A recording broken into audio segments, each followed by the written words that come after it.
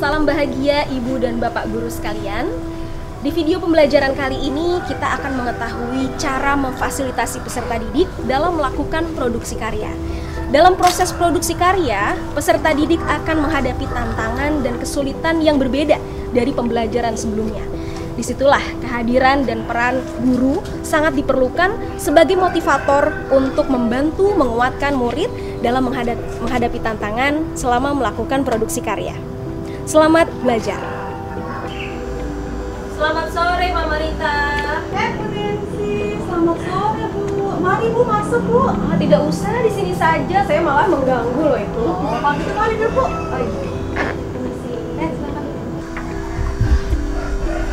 Kebetulan sekali loh Bu Nancy, saya mau cerita. Si Binar seminggu terakhir ini setiap pulang sekolah langsung masuk kamar. Kerjaannya duduk di depan laptop sampai dia lupa makan. Kalau saya ingetin makan ya Bu, jawabnya ini bagian tugas yang sulit Mbak, harus selesai sampai minggu depan dan gak bisa ditunda, gitu katanya Bu. Tapi Mama Rita tahu apa yang dilakukan oleh Binar?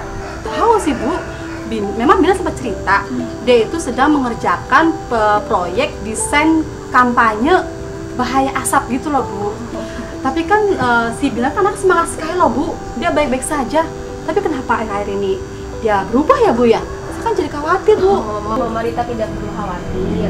Saya sebenarnya sudah bicara banyak dengan Binar. Kalau menurut saya ya Mama Rita, Binar itu sedang kecewa Bu. Kecewa? Kecewa kenapa Bu? Bukan saya jadi makin khawatir kan? Nggak apa-apa. Binar itu memang sedang semangat-semangatnya melakukan proyek desain poster di pembelajaran di sekolah. Nah Pak John, guru yang memfasilitasi Binar melakukan proyek itu mendadak harus pulang kampung Bu. Jadi Binar sekarang sedang kesulitan mencari pengganti guru yang memfasilitasi proyek Binar itu. Oh gitu. Terus saya sebaiknya harus bagaimana ya Bu? Oh, kenapa Pak? Biasa saja dengan Binar. Itu tidak apa-apa kok Binar itu. Menurut Bu Nancy saya nggak harus khawatir ya. Ibu mau ngomong soal Binar, saya panggilkan ya Bu? Oh, nggak perlu Bu, nggak perlu. Karena memang saya sudah bicara dengan Binar. Kedatangan saya ke sini itu ingin membawa kabar gembira buat Binar Bu. Kalau Pak John, guru yang mendampingi Binar itu sudah kembali sekarang dan besok bisa kembali mendampingi Binar untuk melakukan proyek itu. Alhamdulillah, insya Allah Binar semangat lagi ya Bu. Iya betul, amin.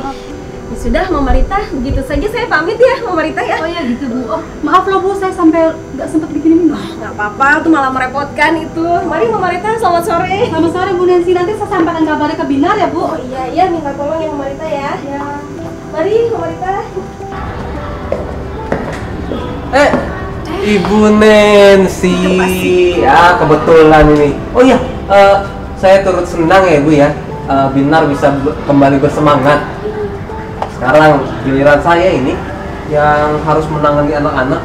Anak-anak kenapa Pak Siko? Ya, di kegiatan produksi ini banyak yang putus asa karena merasa gagal.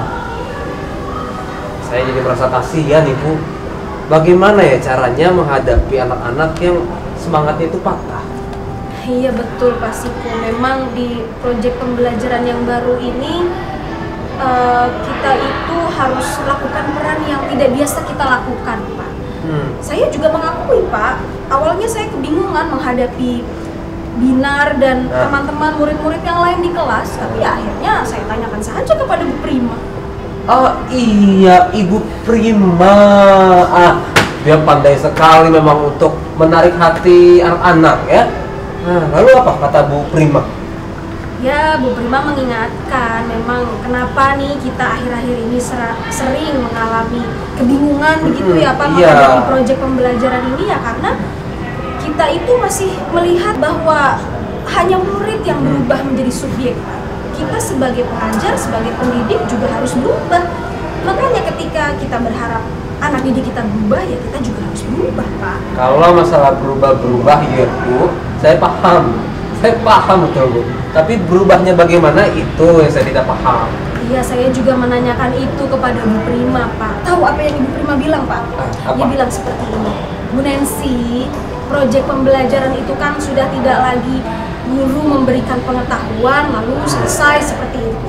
Ya karena anak murid sekarang berubah menjadi subjek, maka para pendidik juga harus bisa berubah, Pak.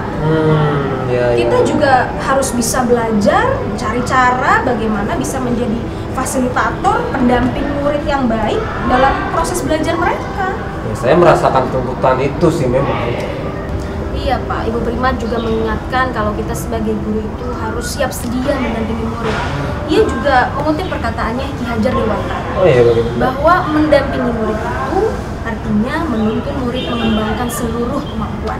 Nah, tapi bagaimana Bu cara mempraktikannya? Ya, apakah kita harus menangani seluruh persoalan murid yang beragam?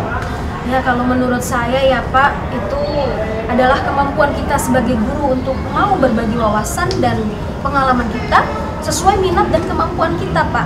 Kalau bahasa sekarang ya kita harus bisa menjadi mentor yang baik Pak.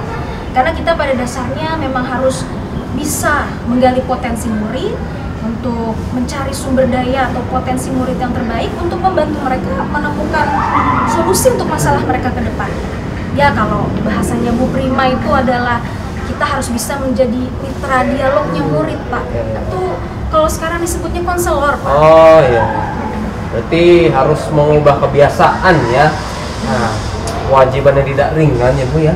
Iya betul sekali Pak. Dan memang kalau dipikir-pikir Ibu Prima itu juga mengingatkan perubahan yang paling mendesak itu bukan yang lain-lain Pak. Perubahan yang mendesak itu adalah perubahan pola hubungan kita dengan murid.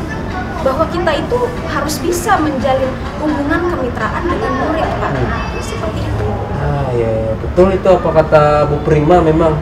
Tapi yang jadi fokus saya sekarang adalah bagaimana caranya mendampingi murid-murid yang semangatnya sedang patah. Ya kalau itu cara masing-masing guru lah Pak ya. Tapi saya sih sekarang sedang mempraktikkan 3 teori dasarnya lah gitu Pak. Apa untuk itu? mendampingi murid gitu ya Pak. Yang pertama itu memang membangun kemitraan dengan murid, kemitraan dialog itu Pak. Ya. Yang kedua adalah membangun pola komunikasi yang memberdayakan.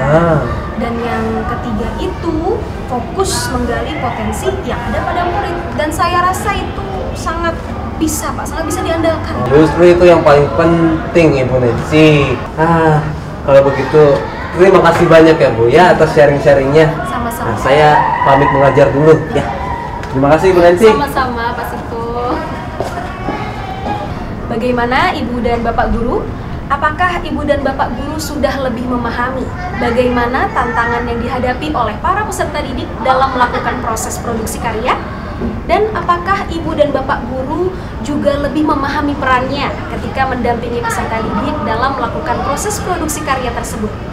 Semoga video pembelajaran tadi bisa membantu Ibu dan Bapak Guru sekalian dalam mendampingi para peserta didik ketika menghadapi tantangan proses karya berlangsung. Selamat belajar dan semangat selalu!